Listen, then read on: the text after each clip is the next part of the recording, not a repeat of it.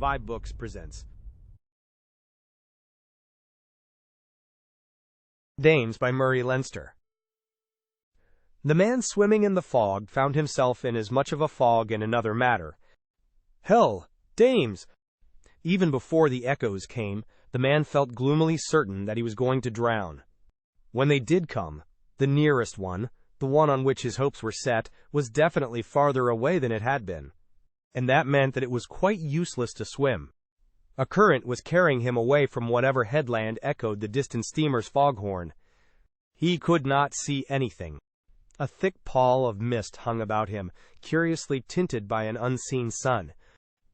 It allowed him to view a circle 20 feet from his eyes in every direction. In that circle there was nothing but oily water, stirring sluggishly in long swells of complicated outline.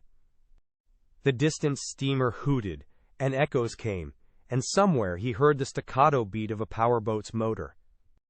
Fishermen in the inside passage take no account of fog. But the powerboat was far away, and the nearest echo was still farther this time than before, and the man knew more gloomily still that there was no possible way for him to escape drowning. He turned on his back to float. He had not shed his clothing before, and it was too late to do it now. He had to paddle to keep his head above water. When his strength gave out and he could not paddle any longer, he would drown. He swore a little, rather resentfully than in desperation, and paddled. Only his face showed drawn and weary. The steamer's foghorn grew more distant, and more distant still. The echoes grew fainter. The man who was presently to drown seemed to concentrate all his attention upon the mere feat of staying at the top of the water for as long a time as possible. But he had already been swimming for a very long time. Presently, he struggled a little. His face went under. He thrashed, and ripples spread about him. He floated once more. He spat out water, weakly, and continued to paddle. His eyes were peevish, and once he spoke aloud to the encircling mist. One word, and that with a scornful bitterness. Dames! It was as if he epitomized his own life. His ears were below the surface, so he heard nothing at all. There was little to hear except the single staccato powerboat. But he did not even hear that. He paddled. He went under again. Again he thrashed and floated once more. But he was near the end. Presently his mouth opened convulsively. The motorboat was near, but he was hardly able to hear it. He went under. His arms thrashed feebly. He came up and made choked sounds. He came up yet again and uttered a cry, which was not altogether human. From that time onward it seemed as if his body fought for life without any help from his intelligence. He fought the water blindly. He splashed weakly, and struggled and writhed. The cry and the splashing was enough to cause the powerboat to swerve.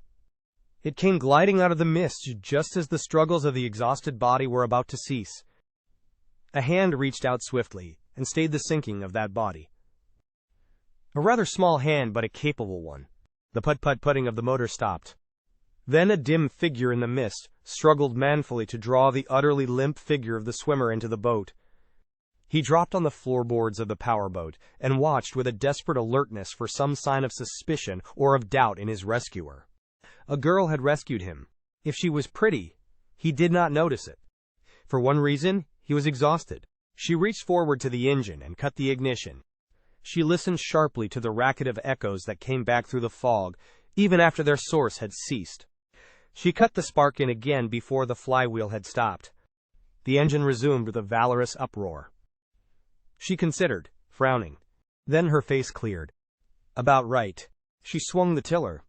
The man understood. She was using the echoes as he had tried to use them, as the steamer no longer audible used them, as a means of guidance in the fog. The boat swerved. Wraiths of mist flowed past.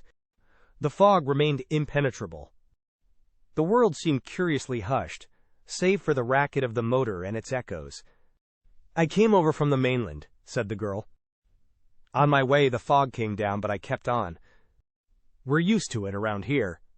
Where are you taking me? Asked the man. Home, said the girl briefly. I've got to attend to the chickens. Maybe the fog'll lift, and I can get you back to the mainland before long. Ours is the only house on our island. Is it important for you to get back quickly? The man hesitated. Then he said, I don't know. It depends on what, he licked his lips, on what my prisoner did. The girl peered at him through the mist. Prisoner? I'm a sort of G-man, said the man, not altogether convincingly. I was taken a prisoner down to Seattle by boat. We were up on deck together and I wasn't looking close, so, well, I guess he slugged me. The first thing I knew I was in the water, and the steamer was a long way off. I heard echoes, and I headed for him, swimming. It was the only chance I had. The girl looked at him again. She cut the motor momentarily. The echoes were deafening in the interval before the resumption of the motor roar. You did pretty well at that, she observed. What do you think your prisoner did? Well, said the man lamely, maybe he jumped over himself, with a life preserver. Or maybe he just hid. Without me to raise a fuss, he might just walk ashore when the steamer docks. Through the racket of the motor there came the staggered beating of an echo almost as loud as the motor itself. The girl cut off the engine altogether. Echoes resounded startlingly, and as startlingly died away to nothing. The power boat went on of its own momentum, with a sound of bubbling at its bow. There was a curious, muffled silence. Then the boat's keel grated loudly on sand and pebbles. It stopped short, crunching. Here we are, said the girl. The man got up with tremendous effort. The girl sat still for an instant. She regarded him steadily. Did you ever hear of Butch Traynor? The man jerked his head around. Butch Traynor? No. Why? I just wondered, said the girl. You G-men ought to get after him. The man got out of the boat into 6 inches of water. The feel of solidness under his feet was peculiar. He saw a stretch of sand, with ripples lapping at it. A vaguely darker area in the fog, which was probably a headland. He hauled tiredly at the boat. The girl stepped up to the bow and jumped lightly ashore. The man followed her up on the beach and tethered the boat to stakes, drying stakes for nets, which came close down to the water's edge. The girl vanished. Moving about, the man saw vague shapes dimly through the mist. Rocks. A boat drawn up and turned over for repair. He heard cacklings somewhere near. Minor tumult of flapping, unseen wings. The clatter of a tin pan. He heard the girl moving about. A door opened and closed. Presently a pump squeaked. All this in invisibility. He blundered toward the noises. The girl started when she saw him. She made a swift, frightened movement. Then she said, "Oh, it's you." She turned away. He said almost humbly, "Is there any chance of getting, some dry clothes?" She hesitated. "I suppose so. I'll look." She moved off through the mist. He followed her, chilled and exhausted. He saw a house take form gradually through the fog. A small house, hardly more than a cabin. 3, 4 rooms, perhaps. There was something missing, though. It was seconds before the man realized that there was no smoke coming from the chimney. The fog was undisturbed above the stubby brick stack. She came out of the house. She stood quite still. After an instant, he identified the pose. She was listening. He listened, too. No sound, except the formless noises of a flock of newly fed fowl. The indefinite, liquid sound of the water about the boat. Occasional, unrhythmic tapping noises which were the drips of condensed mist from overhanging objects. "You can go in," said the girl briefly. "The room on the right. I've put out some of my father's things. They won't fit so well, but they're dry." The man went inside the cabin. The smell was of emptiness. The house was furnished frugally, but it had not the odor of occupancy. He went into the room on the right. There were clothes laid out. Fisherman's clothes. He stripped off his own wet garments and clothed himself in them. He went out again. The girl was standing on the tiny porch again listening. She held up her hand. "Wait, I think I hear a boat." The man strained his ears. He heard nothing but the same muffled sounds of the fog, ripples on the beach, and irregular dripping impacts, and the noise of the chickens feeding. But as the girl stood immobile, her face frowningly intent, He thought he heard a motor, too. He could not be sure if it was real or imaginary. In any case, it was infinitely faint. "I'm not sure," said the girl abruptly. Then she added, with a trace of grimness, "If it is a boat, it's Butch Traynor." The man said, "This Butch Traynor? You mean he might come here and, you don't want him to?" "Yes," said the girl. She made an impatient, irresolute gesture. "But," said the man, "what does he want?" The girl said, "Me." "But, have you got a revolver?" she demanded. He shook his head. I guess my prisoner took it after he'd knocked me out." Then he added uneasily, "This, Butch Traynor. He says he wants to marry me," said the girl hardly. "He says so. But he's got a bad name, and he's earned it. If a man cuts another man's fishing nets away, he's pretty low. Butch Traynor's done that. He's done other things. There's talk of a killing or two that can't be proved on him. And he says he wants to marry me. But, if you want to believe it," said the girl. She added fiercely, "He says he'll make me. My father made him stop coming here, but if he thought I was here alone, he'd come after me. He says he's going to make me marry him. You figure out how." The man made an uneasy gesture. "My father broke his leg," said the girl resentfully. "A bad break. We had to take him over to the mainland. My mother's staying there with him. I've been coming back here every day or so to attend to the chickens. If Butch Traynor heard I came over today—" She stopped, again to listen. Her brow was dark. The man did not look at her, though she was good enough to look at. Sun-browned and full-bodied and firm-fleshed and young, her hands clenched. She seemed almost to tremble with inner rage. But she listened keenly. "We could start back now," said the man uneasily. "He couldn't see you in the fog. You could use a compass, maybe, and he would go right past you without knowing it." "With a motor making as much noise as mine does?" demanded the girl. "His boat's faster, too." "You could listen for his engine," said the man urgently, "and if you heard it, cut yours off and drift." "He couldn't find you then." "I've got to attend to things here," said the girl fiercely. "This is all we have to live on, while my father's helpless." She moved off into the mist. The man stood still. Twice he licked his lips affrightedly, as if at some inner vision. The girl opened the door of some invisible structure behind the pall of white.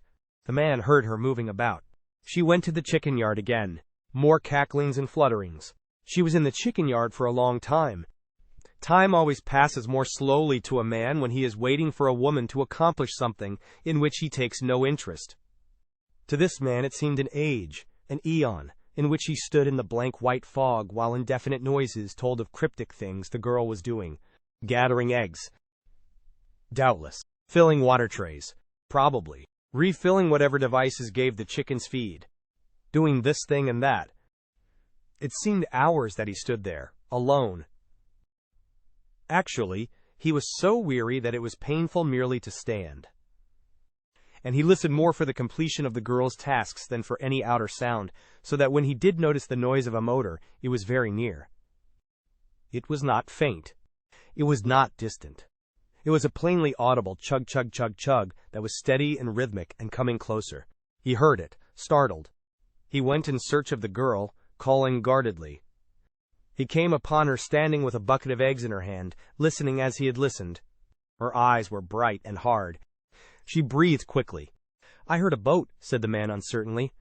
"It's Butch Traynor," said the girl, tight-lipped. "I know the motor." "He's after me." "We can get your boat started," said the man. "Are you afraid?" she asked bitterly. "I don't want any more trouble," said the man humbly. "I had plenty already," the girl said in queenly scorn. "Go and hide, then." "I'll—" She put down the bucket and hurried away into the mist. The man followed, again and very tiredly. He saw her coming out of the cottage. She thrust something out of sight inside her dress. The man saw the glint of steel. A knife, probably. "Go and hide," she repeated bitterly. "He'd be bound to catch up to me some time. He's been following me around long enough." She hurried away once more, deathly pale, her hands shaking, her eyes like flames. Man went slowly after her. He had been exhausted. He was not much less than exhausted now. The sound of the motor out on the water stopped abruptly. It started again, and stopped and started. For echoes. Its timbre changed. The boat out there in the white mist had changed its course. Now echoes came from every side through the fog. Sharp and ringing repetitions of the motor's sound. And now, too, and very abruptly, the color of the mist altered. It had been faintly golden, from an unseen sun. That golden tint deepened. The man reached the sand and pebble beach and saw the girl standing in desperate defiance, facing the water. The oily ripples of the little bay were blue now, instead of slaty gray. The motor in the invisible boat cut off. A man moved, out there in the fog. There were bubbling sounds of a cutwater parting the surface. A grinding sound. A shadow in the mist. The man moved heavily toward the source of the sound. A figure loomed through the now golden fog, running along the beach. The man looked at a drawn, unshaven face which stared at him unbelievingly. "Who the hell are you?" demanded a taut voice. The man who had so nearly drowned said hungrily, "Listen, they tell me you're in trouble with the law. You bumped off a couple men." "Who the hell are you?" cried Butch Traynor fiercely. "What are you doing here? Where's Ellen? What have you done with her?" "Nothing," said the man. He swallowed and went on desperately. "Listen. If you're in trouble with the law..." The girl's voice came, strained and defiant. "You Butch Traynor, what are you doing on our land? Didn't my father tell you to stay away?" The new man said savagely, "I came here for you, and by God, I'm going to take you away with me." "Listen," said the man from the water desperately. "If you're in trouble with the law, I want to..." Butch Traynor went swiftly to the girl. He seized her 2 arms in his hands and said hoarsely, "I've argued enough. I can't stand any more. I won't stand any more. Are you coming peaceful, or..." The girl did not shrink. She cried passionately, "If you did carry me off, if I couldn't kill you, I'd kill myself. But you won't. That man there is a detective. A federal man. He's seen enough now." Butch Traynor turned upon the man who had so nearly been drowned. He was a young man, Butch Traynor. His muscles were hard, and his jaw was craggy. His clothes were rough and his manner grim. He looked at the man from the water. Then he released the girl and came purposefully toward him. His hands worked. "Listen," said the man from the water, humbly. "She's got me wrong. She picked me up from the water just now. Drownin'. I jumped off the steamer for Seattle. I ain't a G-man. I'm..." Butch Traynor stared at him with little ugly lights in his eyes. The battle light of the male, who is brought to desperation by a woman and seeks combat as a necessary, explosive alleviation of his state. He continued to advance. The small waves rippled on the shore. The fog wraiths drifted by, damp and clammy and golden white from the sunlight above. The girl stood still. Butch Traynor was very near, crouched a little, his lips twisted in a silent snarl. "Listen," stammered the man from the water. "I bumped off a guy and beat it. They caught me up in Seward. A bull was bringing me down to Seattle for trial, and I jumped off the ship. Trying to make a getaway. I'd rather die drowning than go through with all that. If you got trouble with the law, like she said..." Butch Traynor put out his hands and closed them about the other man's throat. The knees of the man from the water buckled under him.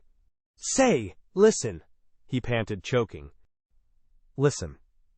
He sagged to the ground as Butch Traynor contemptuously released him. Butch Traynor went back to the girl. "Your brave defender," he said bitterly, "won't fight. I'm taking you along. You can walk to the boat if you will. You might want to. But you're going." The man from the water beat on the ground with his fists, raging suddenly. Then he got heavily to his feet. "I'll kill you," cried the girl fiercely, "or else myself." "You know I will." "You lie," said Butch Traynor with an elaborate raging courtesy. "You used to care for me. Then you got some damned idea in your head." "Beast!" panted the girl. "Take your hands off me. Then walk to the boat." There was the sound of a scuffle. The man from the water clutched a heavy stone. He made whispering, raging noises to himself. He moved very heavily, exhaustedly, through the mist to the two figures who swayed together. The girl cried out in a voice filled with hate. "I tell you." The man from the water raised his stone and struck terribly, from behind. It should have crushed in Butch Trainor's skull. But an unexpected movement, in the struggle with the girl, made it partly miss. It did not brain Butch Trainor. Instead, the stone only scraped his skull, but it landed with paralyzing force upon his shoulder.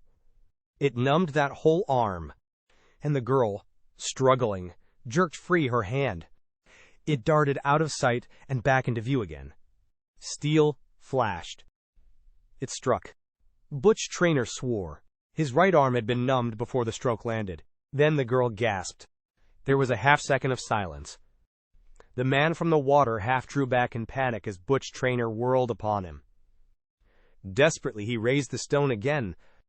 Then something like a wildcat sprang upon him. It was the girl. She swarmed upon the man with the stone, striking and scratching and crying out incoherently. He gave back dazedly and dropped the stone, and would have run away but that he tripped and fell sprawling. Butch Trainor pulled her off. There was blood running down his shirt, and at sight of it the girl cried out again and struggled to be free. But her panted rage was directed at the man from the water. "He'd have killed you, Butch," she gasped fiercely. "He tried to brain you from behind." "He?" "Yeah," said Butch Trainor savagely, "while you knifed me from the front." The blood on his shirt spread rapidly. The girl went deathly pale. I'll bandage it, Butch." "I thought you'd catch my hand. I knew you were strong and quick." Butch Trainor's face was very savagely grim. "Go get the bandage," he ordered curtly. "No need bleedin'. And no need of your lyin' either. Go on." She turned. She ran. She came back with white cloth. She was tearing into strips as she ran. The man on the ground watched dumbly. Then a look of cunning expectation came on his face.